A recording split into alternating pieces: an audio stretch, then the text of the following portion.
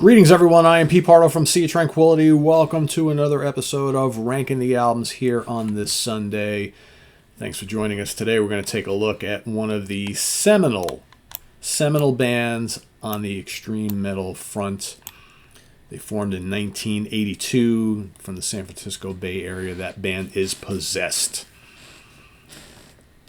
Perhaps the band that created the term death metal, because of course they did have a song called Death Metal, but if you go back to their first album, Seven Churches, probably one of the earliest representations of what we would later know to call death metal.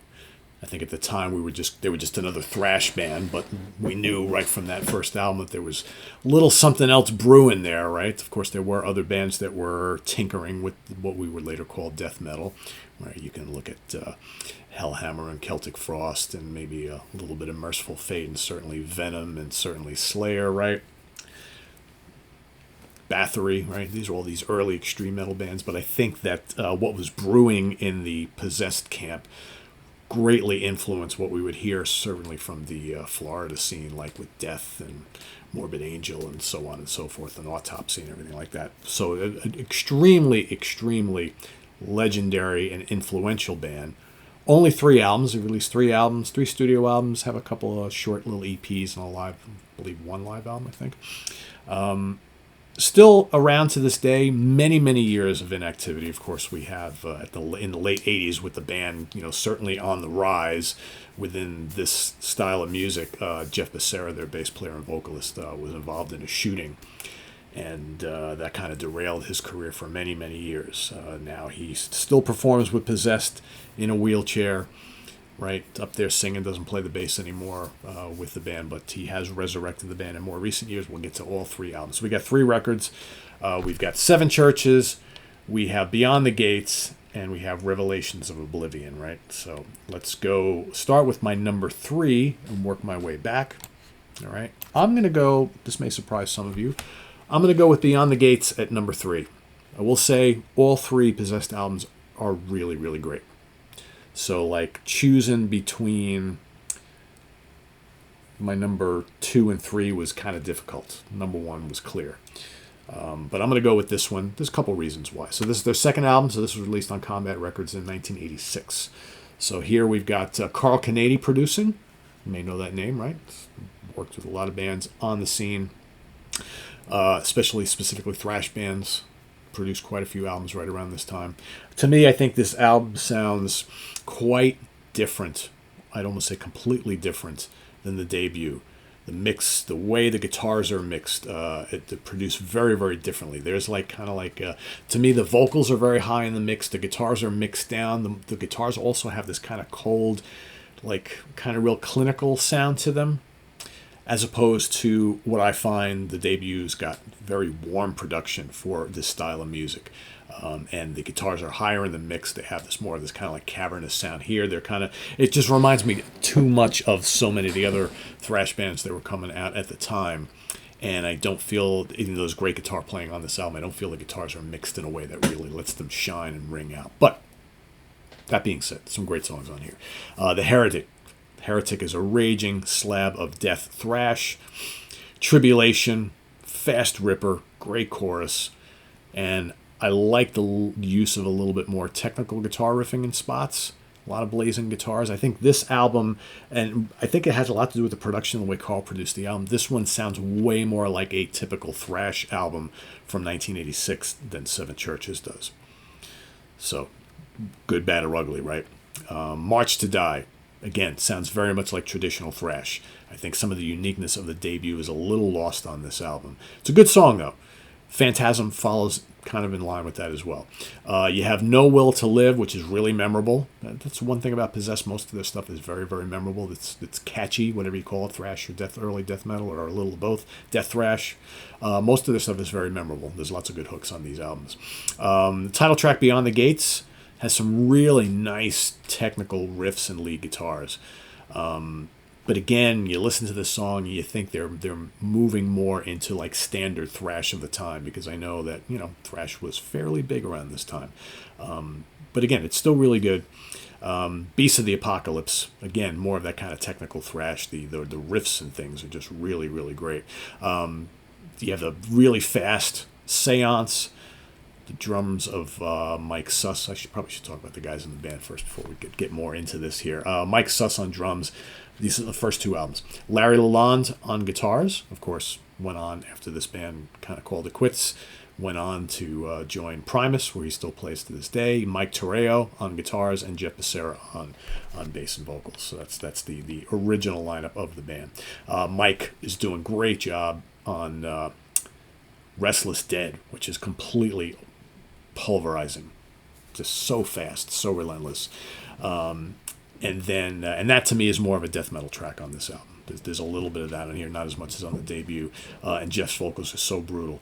And then the album kind of closes like it opens. There's an opening kind of like orchestral symphonic instrumental, but here it ends with an instrumental, and that's called Dogfight, and that's like more of like thrash metal just with no vocals, right? So I think it's a really good debut. I mean, really good album, but lacks some stuff from the debut for me. It's not quite as groundbreaking as the debut, and I clearly don't like the production as much as the debut. It's a little sterile to my ears, but there's some great songs on here. The playing is great, of course, and that album cover just absolutely rules.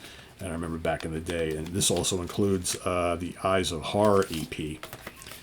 Right, if you get this now, I had this back vinyl back in the day, the Eyes of Horror EP, and that's got some great tracks as well. You know, you got Confessions that's on here, My Belief, the title track on here, Swing of the Arc and Swing of the Axe and Storm of My Mind, all on here. So that was a nice little EP too. It's great that it's tacked on to the end of this. So very cool. All right, so my number 2 is going to be their latest album, which I do have on CD, but I just can't track it down. It's in my mess of a closet over here, and that's Revelations of Oblivion from 2019. Great album cover too, by the way. Always really like that album cover. So this is the band signed to Roadrunner Records by this point in time. So this basically is Jeff putting the band back together again. He can't play. He's just basically singing on here. He's got on guitars, he's got Daniel Gonzalez and Claudius Creamer. On bass, he's got Robert Cardenas, and on drums, Emilio Marquez. And Jeff produced this album, so it is self-produced. The songs are longer, whereas especially on the first two albums, more of like 2.5 to 4 minute long songs for the most part, all pretty short. Here, 5, 6, 7 minute long tracks are the norm. More modern production techniques. This album sounds massive. Again, though, it straddles that fine line between thrash and death metal. You got a song like No More Room in Hell, just completely crushes, and I think Jeff is singing great on this album. You know, if you maybe found his voice a little harsh on the early albums, because it is, he's definitely a little more polished here, but it's still a brutal style of singing. It's not a death metal growl. It's kind of like this weird kind of like screamy bellow type of thing, but it works perfectly with this music. Dominion, fast and manic. Guitar riffs are absolutely monstrous. The solos are blazing. Really good stuff. Damned, crushing track. To me, some of the stuff on this album sounds like those couple of really, really heavy Testament albums where they were like bordering on death metal. That's kind of what you get on this album. Really good. Demon is a total blazer. I love the guitar riffs. Abandon has some great drumming from Marquez. Really talented drummer. He's all over this album. The guitars just absolutely rip. Shadow Cult, again, shows more of the kind of like technical thrash riffing style, which is really cool. Omen, it's a great track. Has some cool groove to it. I really like that a lot. You got Ritual, completely brutal and unrelenting. And then The Word has some really cool tech, death, and black metal vibes mixed in there as well. Some of the guitar tones kind of remind me of more modern black metal, but then you got the technical death metal stuff on there. Really cool. It's a really strong album overall.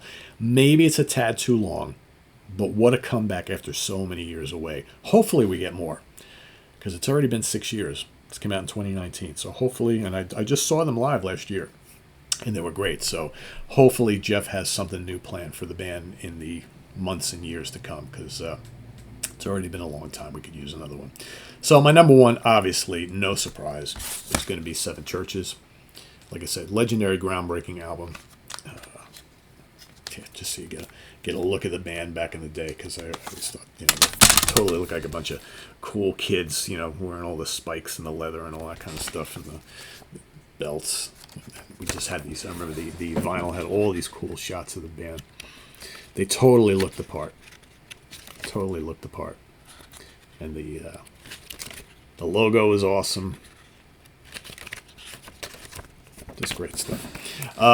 Combat Records. Randy Burns produced this. Great production on this album. The Exorcist is such a groundbreaking song that kicks off the album. The guitar tone, the style of riffing would go on to permeate so many death and black metal tracks going for years to come going forward. Jeff's vocals, not quite, like I said, not quite death metal growls, more like kind of like a guttural kind of scream thing, certainly heavier than what any other band was doing at the time, and kind of reminds me a little bit of what Chuck Schuldiner was doing on that first Death album, although he was taking it a little bit even more extreme, but very, very similar, I think, in tone. Pentagram, completely rages. Love the blazing guitars and the pulverizing drums, so good. Burning in Hell, completely brutal. Evil Warriors is one of the most underrated tracks here. I think it's almost like Metallica's The Four Horsemen, but like on steroids. Just so good. You can kind of hear a little bit of the riffing from The Four Horsemen on here, but again, way faster. Just a completely crushing track. The riffs on Seven Churches totally annihilate anything in their path. So freaking heavy. And man, the guitars are just killing it on this whole album. I think, Larry's just such a great player. Both guys are, but Larry just really, really underrated guitar player. Great leads on this album too. You get the totally brutal Satan's Curse, which is fast and intense. Holy Hell, also pretty unrelenting as well. Twisted Minds reminds me of kind of Slayer's first album. A little bit. If you like that stuff, that's kind of what you get here a little bit of. No doubt this band was highly influenced by Slayer. It's still really brutal, but it's more kind of like mid-paced. I like when they do the mid-paced stuff. They do it very well, too. Fallen Angel, that's another fast ripper, and then the album closes with death metal. Legendary song, probably started this whole genre, at least named it anyway. Like at the time, I remember at the time buying this album and thinking, oh, death metal, and not thinking, oh, it's going to be a new style of metal. It's all going to sound like this, right? Just kind of was here, and then before you know it, that's what we're calling this type of stuff. Most of the songs are pretty short on this album, and despite how brutal the whole thing is, most of these songs are very catchy. I think we talked about that on a previous Hudson Valley Squares episode where we were talking about this album and about how even though as brutal and crazy it was for the time, it's still, all the songs are very memorable. They're all really catchy in their own way. So yeah, this is a mandatory album if you're looking to explore the beginnings of extreme metal. But like I said, all three of these albums are great, so definitely don't sleep on any of them. And I would say if you haven't heard Revelations of Oblivion from 2019, definitely check that out because, like I said, that's my number 2. I really like that a lot. Beyond the Gates is great too. So this is a really great little catalog. Hopefully there's more to come from this band in the not-too-distant future, but we'll have to see. So, yeah, that's my ranking for Possessed. We're going to go first album, number 1, third album, number 2, and second album, number 3. Rank them as you like them down in the comments below, and list any comments you have on the band Possessed. And we'll see you next time here on Ranking the Albums. Visit us on the web at www.seaoftranquility.org. We're on Facebook. We're on YouTube all together all the damn time. Please subscribe if you haven't already and click on that notification bell so you get alerted of all of our content as a post. And please do hit the like button before you leave. Also down below we got the links to our Ko-Fi page for channel donations, our merch page, our Cameo page, and the Sea of Tranquility membership options. Thank you in advance for all your support there. It's greatly appreciated. We also now have an Instagram account, so check us out, Peter Pardo, SOT, on Instagram. Come like and follow us. And all sorts of stuff being posted over there. A lot of people watching it, so go check it out. And we'll see you next time here on Ranking the Albums. Don't touch that dial. We've got the UK connection coming up, a special Sunday appearance because I screwed up yesterday and forgot to post the episode. So that's coming at you today. We've got an interview with Lawrence Gowan from Styx happening tonight on the channel. And we have Hudson Valley Squares tomorrow in the Prague seat on Tuesday. Lots happening. I am Pete Pardo. Thanks for watching. See you soon. Bye-bye.